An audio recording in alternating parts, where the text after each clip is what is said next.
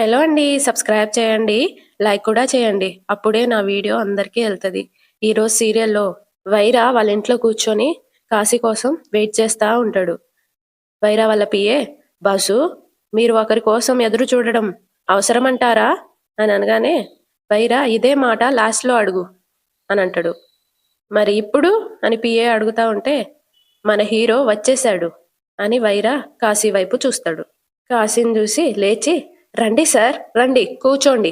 "రండి సార్" అనగానే కాశీ ఏమో అటు ఇటు చూస్తా ఉంటాడు. "మిమ్మల్నే సార్ రండి. నేను పిలిచేది మిమ్మల్నే సార్" అని అంటా ఉంటే వైరా పిఏ లోపల లోపల మా బాస్‌కేదో పోయే కాలం వచ్చినట్టుంది.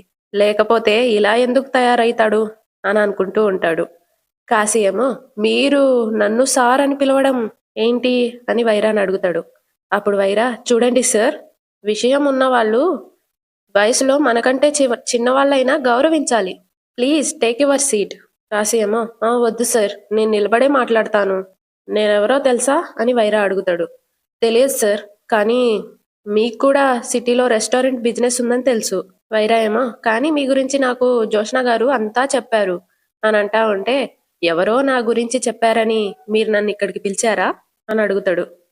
నో యంగ్ మ్యాన్, నీ రెజ్యూమ్ చూశాను.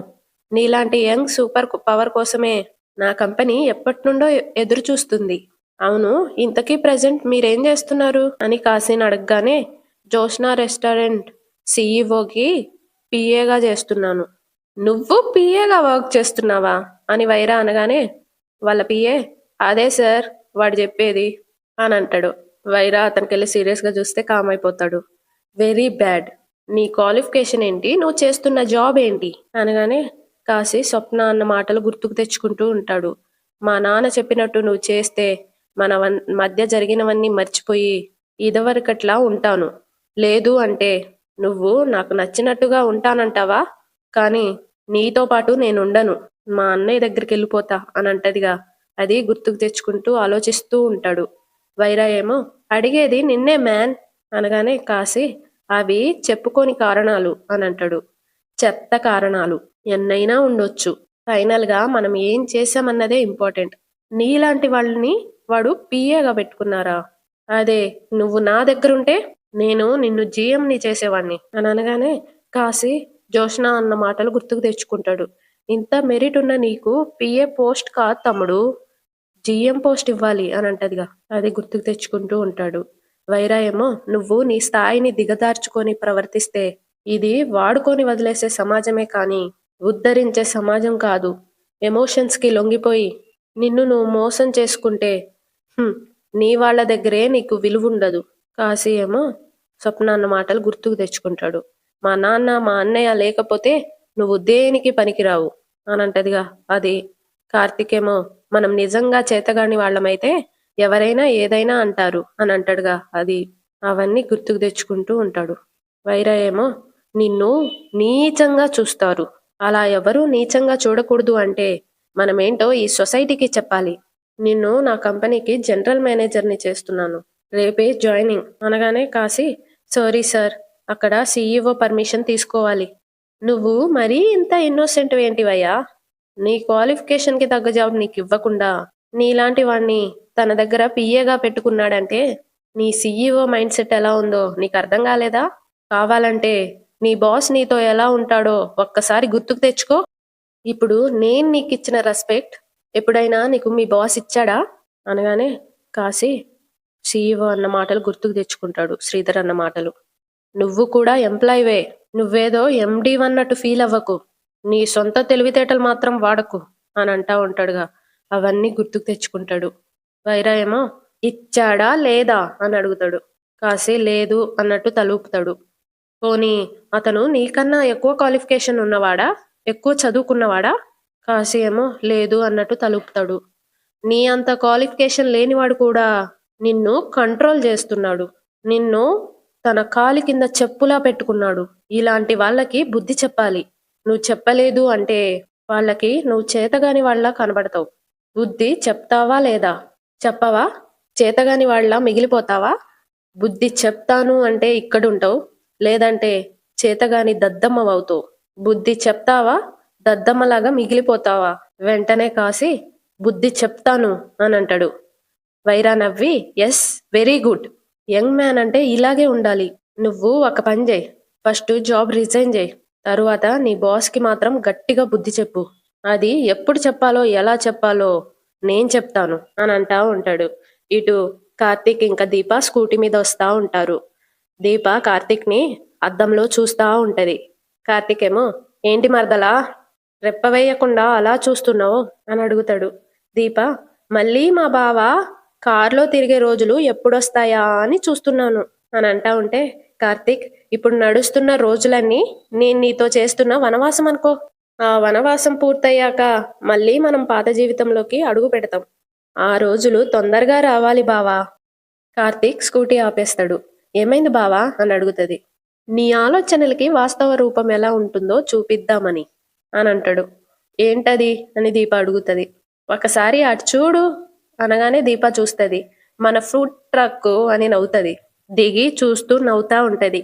కార్తీక్ పేదవాళ్ళకి ఫుడ్ సప్లై చేస్తున్నారు దీపా. నీ కళ నెరవేరింది దీపా.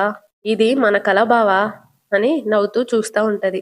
టిఫిన్ తినే పేదవాళ్ళు ఒకతను చల్లగా ఉండు బావు అని టిఫిన్ పెట్టే వాళ్ళకి చెప్తుంటే అతనేమో పంచేది మేమే అయినా ఈ రెస్టారెంట్ శివన్నారాయణ గారిది, మా బాస్ది అనగానే తినే అతను కుటుంబం చల్లగా ఉండాలి అని అంటాడు.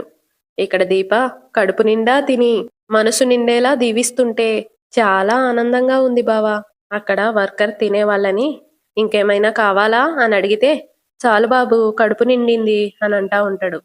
దీప అది విని అక్కడ వాళ్ళ కడుపు నిండిపోవడమే కాదు నా కడుపు కూడా నిండిపోయింది బావా అని నవ్వుతా ఉంటది.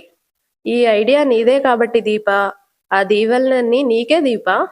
అయినా సలహా ఇస్తే సరిపోతుందా బావా, దాన్ని ఆచరణలోకి తీసుకురావద్దు. పాపం మామయ్య గారు ఎంత కష్టపడ్డారో అని అనగానే కార్తీక్ కష్టపడ్డారులే గాని అని అటే చూస్తూ ఆ బండి వైపు ఇంతకీ కాశీ ఏడి ఎక్కడా కనిపించడం లేదే అని అనగానే దీప చాలా ఫుడ్ ట్రక్స్ ప్లాన్ చేసినట్టున్నారు కదా, వేరే చోట ఉండుంటాడులే అని అంటా ఉంటే కార్తీక్ అంతే అయి ఉంటదిలే. ఈ రోజు మనం కష్టపడితేనే రేపు మనం భయం లేకుండా బతకగలిగేది. చాలా బాగా చెప్పావు బావా. సరే మరదలా ఇప్పటికే లేట్ అయింది, ఎక్కు వెళ్దాం పద అని అక్కడి నుండి వెళ్ళిపోతారు. ఇక్కడ వైరా కాశీతో నువ్వు నన్ను నమ్ముతున్నావా లేదా అని అడుగుతాడు. కాశీ ఆలోచిస్తా ఉంటే వాట్ మ్యాన్ నమ్మకం లేదా, జస్ట్ ఏ మినిట్ అని ఫోన్ తీసి జోష్నాకి ఫోన్ చేస్తాడు. అక్కడ జోష్న ఫోన్ లిఫ్ట్ చేస్తుంది. జోష్నా గారు చెప్పండి అని అంటది. కాశీ వచ్చారు, నేను తనతో మాట్లాడాను. ఇంకా ఈ యంగ్ మ్యాన్ గారికి ఎక్కడో క్లారిటీ మిస్ అయినట్టుంది, మీరు ఒకసారి మాట్లాడండి అని ఇదిగో అని ఫోన్ ఇస్తాడు కాశీకి. జోష్నా గారు మాట్లాడతారంట. కాశీ ఫోన్ తీసుకుంటాడు. జోష్న ఏమో వైరా గారు నీకేం ఆఫర్ చేశారు అని అడుగుతుంది. జిఎం పోస్ట్ అని అంటాడు. చూసావా, అది ఈ అక్క పవర్. మీ మామగారు నీకు పిఏ పోస్ట్ ఇస్తే నేను నా దగ్గర అవకాశం లేకపోయినా నిన్ను పిఏ పోస్ట్లో చూడలేక వేరే కంపెనీలో జిఎం పోస్ట్ ఇప్పించాను. నువ్వు ఊహించనంత జీవితం, తిరగడానికి కారు, నీకంటూ సొంత ఇల్లు. అప్పుడు నువ్వు ఎవరి కొంపలోనూ తలదాచుకొని బ్రతకాల్సిన అవసరం లేదు. ఎవరి దగ్గర చేతులు కట్టుకొని నిల్చోవాల్సిన అవసరం లేదు. ఎవరికో డ్రైవర్గా పనిచేయాల్సిన అవసరం లేదు. ఒక్కటి మాత్రం గుర్తుపెట్టుకో తమ్ముడు, నీ గ్రాని నా గ్రాని ఒక్కళ్ళే. దాసుబాబాయ్ మీద నాకు కూడా అభిమానం ఉంది. దాసుబాబాయ్కి మా ఫ్యామిలీ అంటే ప్రాణం. ఇన్ని రోజులు ఏదో అయిపోయింది, ఇక మీదట మనం యూనిటీగా ఉండాలి. నీ స్థాయికి తగ్గ పొజిషన్లో నువ్వుండాలి. ఇంకేం మాట్లాడకుండా సరే అను, ఉంటాను అని ఫోన్ కట్ చేస్తుంది. ఇక్కడ కాశీ ఫోన్ వైరాకి ఇచ్చేస్తాడు. ఏంటి యంగ్ మ్యాన్, కన్విన్స్ అయ్యావా? నీకు జాయినింగ్ బోనస్ కింద 10 లక్షలు ఇస్తాను అనగానే కాశీ షాక్ అవుతాడు. నీకేమైనా ప్రాబ్లమ్స్ ఉంటే క్లియర్ చేసేసుకో, నువ్వు ఎప్పుడు జాయిన్ అవ్వాలో చెప్తాను అని అంటా ఉంటే కాశీ సార్ అని అంటా ఉంటాడు. అరే నువ్వేం మాట్లాడుకు, నువ్వు చేయాల్సినవి 2 పనులు. ఒకటి, నిన్ను తక్కువగా చూసిన నీ బాస్ మీద రివెంజ్ తీర్చుకోవాలి. ఆ ఛాన్స్ నేనిస్తాను, అప్పుడు నువ్వు నేను చెప్పినట్టు చేస్తే చాలు. 2, అక్కడ జాబ్ రిజైన్ చేసి నా కంపెనీలో జాయిన్ అవ్వు. ఎంత వీలైతే అంత తొందరగా ఈ 2 కంప్లీట్ చేద్దాం, ఓకేనా అనగానే కాశీ ఓకే సార్, మీ మేలు ఈ జన్మలో మర్చిపోలేను అని అంటా ఉంటే Vaira no no no young man, ఇలాంటి ఫార్మాలిటీలు డైలాగులు నాకు చెప్పకు. నీ ఎబిలిటీ చూసి, నీ క్వాలిఫికేషన్ చూసి జోష్నా గారు చెప్పారని నేను నీకు జాబ్ ఆఫర్ ఇచ్చాను అని అనగానే కాసి, ఇంత పెద్ద ఆఫర్ ఎవరైనా పిలిచి ఇస్తారా సార్ అని అంటా ఉంటే వైరా నవ్వి, నాలాంటి వాళ్ళు ఇస్తారు. అప్పుడు నీలాంటి వాళ్ళు నాలాంటి వాళ్ళకి ఏదైనా చెయ్యాలి అని అనిపిస్తుంది. కానీ ఇక్కడ నేనే నీకు రివెంజ్ తీర్చుకునే ఛాన్స్ ఇస్తాను. నువ్వేం చేయాల్సిన పని లేదు, జస్ట్ నేను చెప్పినట్టు చేస్తే చాలు, సరేనా అని అడుగుతాడు. కాసి, okay sir, good young man, all the best. Thank you sir, you can go అని అంటాడు. కాసి వెళ్ళిపోతాడు. వెనక వైరా నవ్వుతా ఉంటాడు. ఇటు శ్రీధర్ని కంపెనీ బయట మీడియా వాళ్ళు ఫోటోలు వీడియోలు తీస్తా ఉంటారు. శ్రీధర్ ఏమో thank you all of you అని దండం పెడతా ఉంటాడు. ఈ ఫుడ్ ట్రక్ బిజినెస్ కి మరింత ప్రచారం చేయడానికి లోకల్ మీడియా అంతా కదిలి రావడం నాకు మరింత ఆనందాన్ని ఇచ్చింది. చాలా హ్యాపీగా ఉంది నాకు. ఐడియా ఎవరిది, దీన్ని ఎవరు సపోర్ట్ చేశారు అనే విషయం మనం తర్వాత మాట్లాడుకుందాం. కాబట్టి జోష్నా రెస్టారెంట్ సీఈఓగా దీని పూర్తి బాధ్యత నేనే తీసుకున్నాను అని అంటా ఉంటే ఆ మీడియాలో ఒక ఆమె 10% ఫుడ్ పేదవాళ్ళకి పంచుతామని చెప్పారు. ఇది పబ్లిసిటీ కోసమేనా లేక కంటిన్యూ చేస్తారా సార్ అని అడుగుతుంది. వెంటనే Sridhar, no no no, publicity కోసం ఫుడ్ ఫ్రీగా పెట్టాలని అనుకోం. ఆ ప్లాన్ బిగినింగ్ లోనే ఈ ఐడియా ఉంది. మనం ఎంత సంపాదించినా సొసైటీకి ఎంతో కొంత సర్వీస్ చేయాలనేదే మా సంస్థ ఉద్దేశం. దాన్ని నేను ఫాలో అవుతున్నాను, దట్స్ ఆల్ అని అంటా ఉంటాడు. అక్కడికి పోలీసులు వస్తారు. కాశీ కూడా వస్తాడు. శ్రీధర్ వాళ్ళని చూసి, పోలీసులు వస్తున్నారేంటి, కాశీ వీళ్ళతో పాటు వస్తున్నాడేంటి అని అనుకుంటాడు లోపల. ఎస్ఐ ఏమో నమస్తే సార్ అనగానే నమస్తే అంటాడు. శ్రీధర్ అంటే మీరే కదా? అవును సార్, మీరు మాతో రావాలండి అని ఎస్ఐ అంటాడు. ఎక్కడికి సార్ అని శ్రీధర్ అడుగుతాడు. మీ మీద కంప్లైంట్ వచ్చిందండి, మిమ్మల్ని అరెస్ట్ చేస్తున్నాం. నన్ను అరెస్ట్ చేస్తున్నారా? దేనికి సార్ అనగానే మీడియా వాళ్ళందరూ పోలీస్ దగ్గరికి వెళ్ళిపోతారు. మీ ఫుడ్ ట్రక్ దగ్గర తిన్న వాళ్ళందరూ కళ్ళు తిరిగి పడిపోయారు. హాస్పిటల్లో అడ్మిట్ చేశాం. కల్తీ అయిన ఫుడ్ తినడం వల్లే వాళ్ళు అస్వస్థతకి గురయ్యారని డాక్టర్ గారు చెప్పారు. వారిలో కొంతమంది పరిస్థితి చాలా సీరియస్ గా ఉంది. మీ పిఏని అడిగితే మీ పేరే చెప్పారు. అందుకే అతన్ని తీసుకొని మీ దగ్గరకు వచ్చాను. సీఈఓ మీరే కాబట్టి బాధ్యత మీదే. మీది కాదు అంటే మేము చైర్మన్ గారిని కస్టడీలోకి తీసుకోవాల్సి వస్తుంది. శ్రీధర్ ఏమో తనలో తాను, లేదు, ఇది మావయ్య గారి వరకు వెళ్ళకూడదు అని అనుకుంటాడు. పోలీస్ ఏమో చెప్పండి సార్ అని అంటా ఉంటాడు. ఎస్ఐ గారు, ఫుడ్ ట్రక్ కి సంబంధించి పూర్తి బాధ్యత నాదే, ఇందులో వేరే ఎవ్వరికి సంబంధం లేదు అని అనగానే మీడియాలో ఒక ఆమె, కావాలనే కల్తీ ఫుడ్ సప్లై చేస్తున్నారా అని అడుగుతుంది. శ్రీధర్, మీరు ఒక నిమిషం ఆగండి. ఎస్ఐ గారు, ఫుడ్ క్వాలిటీ చెక్ చేసిన తర్వాతే ఫుడ్ బయటకు వెళ్తుంది. కల్తీ ఫుడ్ సప్లై చేసే అవకాశమే లేదు. ఎస్ఐ ఏమో, శ్రీధర్ గారు, అంతా జరిగిపోయింది.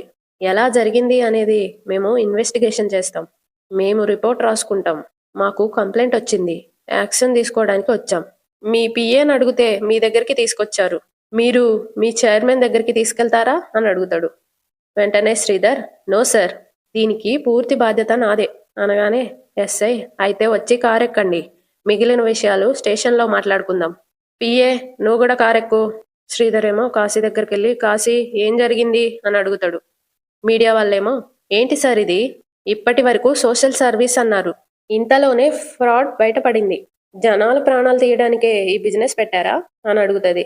Sridhar, please, Joshna restaurant food ఎప్పుడు క్వాలిటీగానే ఉంటది. ఎక్కడో తప్పు జరిగింది. చూడండి, బాధ్యత నేను తీసుకుంటున్నాను. తప్పు ఎక్కడ జరిగిందో త్వరలోనే తెలుస్తుంది అని అంటాడు. మీడియాలో ఒక ఆమె, దొరికిపోయిన తర్వాత ఇలాగే చెప్తారు సార్. మీ వ్యాపారాల కోసం జనాల్ని చంపుతారా? ఎస్ఐ ఏమో, శ్రీధర్ గారు, మీరు రండి రండి రండి సార్ అని లోపలికి ఎక్కిస్తాడు. మీడియా వాళ్ళందరూ, సార్ చెప్పండి సార్ అని వెనకాలే వెళ్తా ఉంటారు. సమాధానం చెప్పండి సార్ అని అంటా ఉంటారు. పోలీసులు శ్రీధర్ని కాశీని తీసుకొని వెళ్ళిపోతారు. ఇటు దీప వంగి ఊడుస్తా ఉంటది ఇంట్లో. అక్కడికి సుమిత్ర వచ్చి, దీప, ఎంతసేపు అయింది నువ్వు వచ్చి? ఇప్పుడే వచ్చానమ్మా అని దీప అంటది. సుమిత్ర, ఆ చీపురు కట్టె ఇటు ఇవ్వు అని అడుగుతుంది. ఏమైందమ్మా? నీ యజమానంటే నీకు గౌరవం లేదు దీప అని అంటది. అదేంటమ్మా అలా అన్నారు? అయితే చీపురు కట్టె ఇవ్వవేం అని అడుగుతుంది సుమిత్ర. దీప ఇచ్చేస్తుంది. "ఉమ్, నువ్వు ఆ కుర్చీలో కూర్చో, నేను ఊడుస్తాను." దీపేమో, "అమ్మగారు, చీపురు కట్టి ఇలా ఇవ్వండి." "మీరు ఊడవడం ఏంటమ్మా? ఇది నా ఇల్లే కదా" అని సుమిత్ర అంటది. "నేను లేనప్పుడు ఇది మీ ఇల్లు, నేనుండగా నా ఇల్లే. ఇటివ్వండి, నేను ఊడుస్తాను" అనంటే, "దీపా, గర్భవతులు ఇలా వంగి చేసే పనులు చేయకూడదు దీపా. ముందు నువ్వు వంగినప్పుడు కడుపు మడత పడుతుంది. అప్పుడు దాని మీద ఒత్తిడి పడుతుంది. అలా ఒత్తిడి పడినప్పుడు ఊపిరి పోసుకుంటున్న పసిగుడ్డు ఎంత విలవిల్లాడిపోతుందో నీకు తెలుసా? అత్తింట్లో ఉంటే కోడలికి ఇబ్బంది తప్పదని ఆడపిల్ల నీళ్ళోసుకోగానే మొదటి 3 నెలలు పుట్టింట్లో ఉంచుతారు. ఆ తర్వాత అత్తింటికి పంపించి మళ్ళీ 5వ నెలలోనో 7వ నెలలోనో కాన్పుకి పుట్టింటికి తీసుకొస్తారు. అలా ఎందుకు చేస్తారో తెలుసా? అత్త ఎంత తల్లిలా చూసుకున్నా కోడలు అత్తగారితో సేవలు చేయించుకోలేదు. అడిగిందే రెండోసారి అడిగిందంటే అత్తగారు చిరాకు పడతారు. అదే ఆడపిల్ల పుట్టింట్లో యువరాణిలా ఉంటుంది. "అమ్మా టిఫిన్, అమ్మా కాఫీ, అమ్మా వంటయిందా, ఆకలేస్తుంది." "ఏం వండావు?" "ఏంటి, దుంపల పులుసా? నేను తినను, నాకు రసం పెట్టు." "ఆ, దానిలోకి వడియాలు కూడా కావాలి" అని అధికారంగా అడిగి పనులు చేయించుకోగలుగుతుంది. ఆడపిల్లకి అమ్మ మీద ఉన్న అధికారం అత్తగారి మీద ఎప్పుడూ రాదు దీపా. సంవత్సరం వయసున్న కూతురికి తల్లి ఎలాంటి సేవ చేస్తుందో, నిండు గర్భిణీ అయిన కూతురు తన పనులు చేసుకోవడానికి ఇబ్బంది పడిన రోజున అలాంటి సేవలు చేయడానికి కూడా తల్లి వెనకాడదు. మనం కట్టని వడే అమ్మ వడి, మనం పూజించని దైవమే అమ్మ రూపం. అలాంటి అమ్మ నీకు లేదు.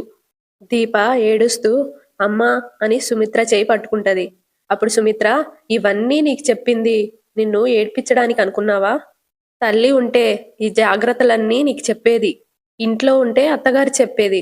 నువ్వు పడుకోవడానికి అత్తగారిల్లు కానీ పగలంతా ఉండేది ఈ ఇంట్లోనే కదా. అందుకే నీ తల్లి చెప్పాల్సిన జాగ్రత్తలన్నీ నేను చెప్తున్నాను." దీప ఏమో తనలో తాను, "నా తల్లే నాకు జాగ్రత్తలు చెప్తుందమ్మా" అని ఏడుస్తుంది అనుకుంటూ.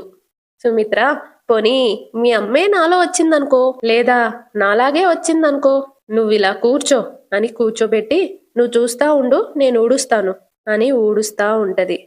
దీప ఏడుస్తూ లోపల లోపల, "ఈశ్వర, మరో జన్మంటూ ఉంటే నేను మళ్ళీ ఈ తల్లి కడుపునే పుట్టాలి" అని అనుకుంటూ ఏడుస్తా ఉంటది.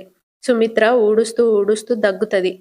దీప వెంటనే లేచి, "ఏమైందమ్మా, ఏమైంది" అని అనగానే, సుమిత్ర ఉన్నట్టుండి ఇంత దగ్గెందుకొస్తుందో అర్థం కావట్లం లేదు అని అంటా ఉంటే అక్కడికి దశరథ్ వస్తాడు. "సుమిత్ర, ఏమైంది సుమిత్ర" అని అడుగుతాడు.